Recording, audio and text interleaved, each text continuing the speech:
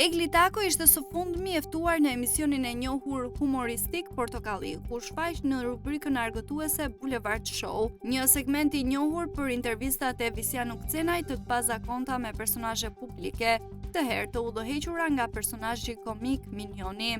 Atmosfera ishte plot energji dhe të qeshura teksa Egli u përgjigj pyetjeve me shumë sportivitet dhe humor. Gjatë bisedës, ajo u pyet nëse kishte në plan të realizonte një këngë në bashkëpunim me Gjestin. Egli nuk uroi të jap një përgjigje me ironi, duke luajtur me situatën dhe duke i dhënë asaj një kthes komike.